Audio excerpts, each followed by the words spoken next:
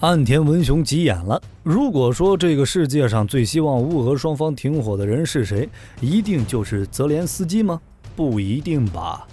一场战争把泽连斯基打造成了一名世界知名的铁汉救世主，估计他自己都没有想到。我相信泽连斯基是善良的，他不希望站在堆积如山的乌克兰勇士尸体上来成就自己的伟大。如果他真是这么想的，火力军保证最少做100期影片骂他，是100期。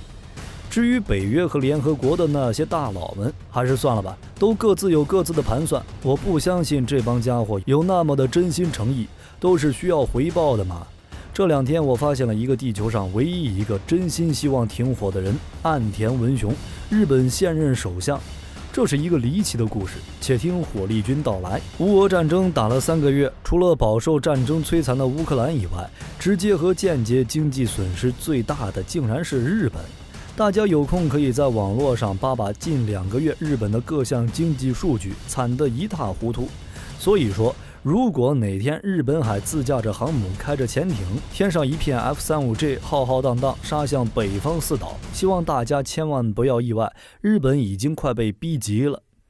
2月25日，俄罗斯闪击乌克兰，一不小心把腰给闪了，还把脑袋撞了。面对几乎全球的各项制裁，俄罗斯嘴上说着无所谓，其实内心很受伤。在欧美冻结俄罗斯外汇后，俄罗斯立即宣布将欧美企业充公，就像之前让罗斯没收一堆麦当劳店。怎么说呢？这些店说不定就连房子都是租的。你所谓的没收，无非是桌椅板凳加上后厨的烤炉、冰箱，又不是啥高新产业。这堆东西搬回去有啥用？忘记了，麦当劳的1:1人偶还是有收藏价值的。如今，俄罗斯与乌克兰的冲突前后也持续3月了，双方短时间内都没法给对方致命一击。乌克兰也不傻，凭借着欧美提供的高级装备，直接化整为零，疯狂刷着俄罗斯这个大 boss。而俄罗斯偏偏无法使上力，只是东欧那里打得热火朝天，八竿子打不着的日本可以说遭了殃，政局不稳，经济下滑，甚至还爆出日本想修改宪法，恢复常规军备。说实话，日本也是倒霉。在乌俄冲突刚开始的时候，日本就紧跟大哥的脚步，宣布制裁俄罗斯，驱逐俄罗斯外交官。结果就是日本国内企业有不少都与俄罗斯有着直接或间接的关系。这一制裁不要紧，直接导致日元大幅度贬值，俄罗斯自然也没闲着，当即就掀了桌子，直接把日本列入不友好国家，并且还宣布停止与日本关于和平条约谈判。这个操作就让火力军看不懂了，你这是给日本的鹰派送借口呀，妥妥的在自己东大门埋雷。我只想说一句，你看日本捅不捅你腰子就行了。所谓和平条约谈判，这里面的故事就多了。由于这俩关于领土问题一直未能解决，也就是关于北方四岛的归属，所以自2战结束以后，直到现在，两国一直都没有签署和平条约。理论上，这俩还处于准战争状态。很尴尬的事实，如果按照谁先发现就归谁这种国际惯例来说，日本确实要早上一些。不过最初双方的勘测人员从来没有碰过头，所以这俩在发现这片区域以后，分别宣告了自己的主权。截止到这个时候，双方出勘人员仍是没有碰面，直到俄国人发现岛一整个世纪以后，双方人员才第一次在这里碰面，并且还互相逮捕了入侵本国领土的对方人员。后来相互逮捕的人越来越多，这样下去也不是个办法，于是两国开始了第一次谈判，并在1958年签署了一个日俄和亲通好条约，相互约定以泽捉岛与德福岛之间的海峡为界，南边的属于日本，北边的属于俄国。但对于当时的远东地区来说，日俄都是热衷于扩张领土的新型帝国，一份妥协的合约并不能带来局势的稳定，不仅是千岛群岛，还是库页岛，一直都在两国争夺之中。后来沙俄逼迫清政府签订了瑷珲条约与北京条约，直接将库页岛在内的大片领土收入囊中。但这时候库页岛的南半部事实上在日本的控制之下，寸土寸金的日本当然不干了，两国矛盾也在加深。后来为了局势稳定，这俩又签订了库页岛千岛群岛交换条约。日本、沙俄相互确认萨哈林岛、库页岛的主权属于沙俄，日本则是获得千岛群岛的主权，也就是相当于沙俄用海峡以北的18个岛换了日本的库页岛南半部。不过这个条约叫库页岛千岛群岛交换条约，而不是库页岛北千岛群岛交换条约。那么是不是可以理解为所谓的千岛群岛指的是那18个岛呢？这件事也为以后更大的扯皮埋下了伏笔。后来在日俄战争中，日本暴揍了沙俄一顿，日本也趁机与沙俄签订普茨茅斯合约，其中约定沙俄将北纬50度以南的库页岛永远让与日本，这等于库页岛南半部又成日本了。赶到二战末期，美英苏三国 BOSS 在1945举行了雅尔塔会议，在对日作战的问题上，三国各有考量。当时美国已经在对日作战中取得绝对优势，但因为考虑到进攻日本本土的巨大代价，所以就想造就一个能够让日本两面受敌的帮手。不过英国虽然希望能够恢复在远东的利益，但却是有心无力，也只能提供除帮助之外的一切支持。你这话说了不是跟没说一样吗？反正意思就是除了出兵，其他什么都可以。美国思来想去，也就只有苏联了。为了换取苏联能够早日加入对日作战，美英在会上同意支持苏联在远东的一些特殊利益，其中就包括千岛群岛。但问题是，罗斯福与丘吉尔压根儿不清楚里面的弯弯绕绕，没有对千岛群岛下一个明确的概念，到底是只有当初沙俄进行交换的18个岛，还是再加上北方4岛？就这样留下了一笔糊涂账。1945年8月14日，日本宣布投降。苏联在8月28日至9月5日间占领了这些个岛，但按照日苏之间签署的日苏中立条约，得到1946年4月才到期。所以日本表示，你能不能有点道德？你这个属于严重违约呀！说好的咱俩和平友好，相互尊重对方领土完整。后来为了解决战后日本领土与国际地位问题，一群战胜国跟日本签订旧金山对日和平条约。条约中写道，日本放弃对千岛群岛1905年9月5日获得之库页岛部分以及邻近各岛屿之所有权利、名气与请求权。这里面呢有2个大坑，其一就是并没有明确千岛群岛具体范围，因此日本根据1855年日俄和亲通好条约的划定，放弃了对千岛群岛北部的主权，但认为北方4岛不属于千叶群岛，因而继续主张拥有4岛的主权。其二是说日本放弃，但也没有说归谁，等于说美国索性对苏联的治权也不承认了。哪天日本再拿回来，也不违反他所谓的合约。所以这条约苏联压根没签，到手的鸭子怎么可能还回去？日本还是向美国哭诉被苏联多占了4个岛，但苏联那边就是油盐不进，到手的鸭子怎么可能交出来？即便后来又签署别的条约，但关于这4岛的问题压根儿就再没提过。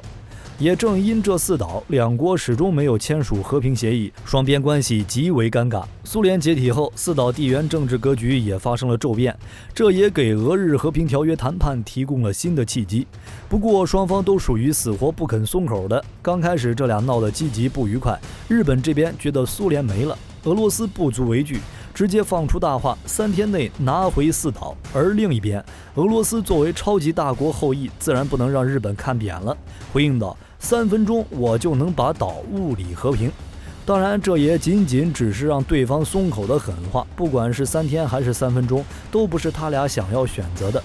叶利钦时期，俄罗斯经济几近崩溃，北欧东扩也彻底断了俄罗斯融入欧洲的念想。这时候，叶利钦希望日本能成为俄罗斯与西方之间的桥梁，帮助俄罗斯融入亚太。如果能在经济上达成合作，那么对于当时的俄罗斯可谓是好处多多。一度成为超级经济大国的日本，也谋求着更高的政治地位，希望得到俄罗斯的支持。此外，作为一个能源自给率低的国家，日本也需要俄罗斯的能源。叶利钦在1991年上台后发表的致俄罗斯国民书中表示，要尽快解决与日本之间的边界问题，并最终签订和平条约。此后，在整个90年代里，日俄两国的政治经济关系稳定上升，甚至一度计划在2000年之前签署条约来解决领土问题。即便是很多人看来很强硬的普京上台后，双方的谈判也一直没停下。2018年，日俄在新加坡举行会谈，商定以苏日共同宣言为基础，加快和平条约谈判进度。但是到底先条约后还岛，还是先还岛后条约，两个国家一直在相互扯皮。后来日本脑袋一转说，大哥啊，你看你国内经济不好，我在经济上多帮帮你，你先把岛还给我，然后咱俩就签和平条约，你看这样行吗？原本进度还算顺利，但后来乌俄冲突已开启，日本就选择跟紧老大美国的脚步，宣布制裁俄罗斯，驱逐俄罗斯外交官。普京不干了，直接掀桌子不谈了。虽说俄罗斯这举动看着很解气，再加上日本这样做让他很没面子，但有没有想过未来呢？二战过后，欧美国家之所以限制德国、日本发展军备，就是怕这俩坐不住又搞事情，所以美国就说，你们还是别发展军事了。德国，我用北约罩着你；日本，我用美日安保条约保着你。这几十年下来，德日与欧美的三观已高度一致，起码都是安分守己，自己顾着自己那一亩三分地儿。不过到了这时候，美国不是很愿意了，希望两个国家恢复军备，这样美国能够减少点压力，至少能省不少钱。可是德日反倒不乐意，这俩觉得现在这种状态还挺舒服，不用花钱，不用打架，有情况就直接摇人。关键是俄罗斯这一出兵打的效果如何？最直观的就是德国直接改变主意了，随便一张嘴，军费开支就涨了1000亿欧元。那日本这边呢？依照日本的性子，是绝不可能放弃北方四岛的诉求。二战后那么惨都没有放弃，现在更加不可能了，你说是吧？那么日本有没有可能借助这次乌俄冲突，趁机捅一下俄罗斯腰子，拿回北方四岛呢？日本今年发布了2022年版外交蓝皮书草案，在这里面提出的说法是，北方四岛是日本固有领土，但被俄罗斯非法占领。非法占领的表述自2003年版以来再次出现，自2011年版以来再次写明属于固有领土。如今受到俄罗斯刺激的日本态度也逐渐强硬，尤其是在日本经济出现问题、国内矛盾激发的时候。此前，日本为了推动两国友好谈判，一直没用日本固有领土与非法占领等敏感描述。但当乌俄冲突加剧之后，日本重新使用日本固有领土的说法，俄罗斯就已经深陷战争泥潭。面对日本的言论，俄罗斯回应也仅仅只有这样很难进行和平条约谈判，明显是已经中气不足。不得不说，如今的俄罗斯说不定就要腹背受敌。目前日本恢复武备、修改和平宪法的阻力，如今已不在美国，而是在日本国内。你俄罗斯这回态度是强硬了，看着挺解气，可实际上这是帮助日本将矛盾从国内转移到国外。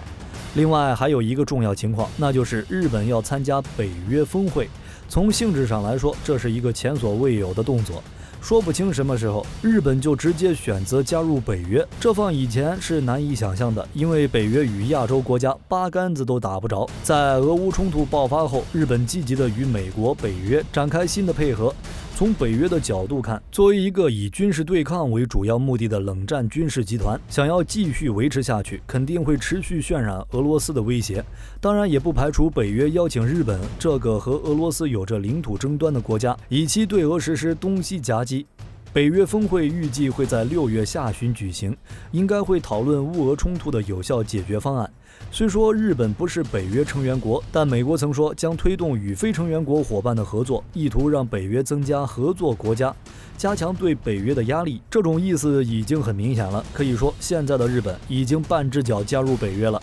有分析认为，通过对俄军此次战场表现的观察，日本人对俄罗斯的真实战力，特别是武器性能和技战法打术有了新的认识。直白地说，日本人也许会认为俄罗斯没有想象中那么强大，在和平方式用尽的情况下，动手便会成为选项。那么问题来了，日本敢动手吗？或许日本可能再等等，但这个绝不是日本害怕俄罗斯，而是觉得时机还不成熟。如今的日本正在密切关注世界格局的变化，顺便观察俄罗斯的真正实力，并在为此做出准备。也就是说，如果满足条件，日本完全有可能直接武力夺回北方四岛。以日本的工业基础与科技实力，战前偷偷弄出2艘核动力航母，比一般人生2胎还要简单。航母这玩意儿，日本早在2战就在玩了，对日本来说完全是轻车熟路。2战前日本就有10艘航母了，2战中又造了18艘，还用商船改装过7艘轻型航母。这个能耐你俄罗斯可没有，就一个库涅兹佐夫号，都修多长时间了，还没完事呢。目前日本海上自卫队就已经有了1艘轻型航母，1艘改装中的轻型航母，3艘直升机航母以及几十艘先进驱逐舰，再加上数十艘潜艇以及其他舰船，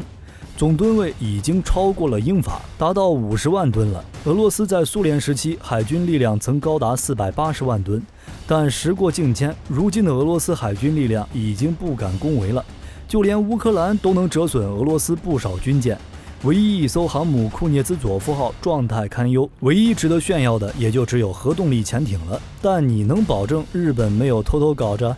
按照海军现代化战争来说，俄罗斯已经落后日本不是一点半点了。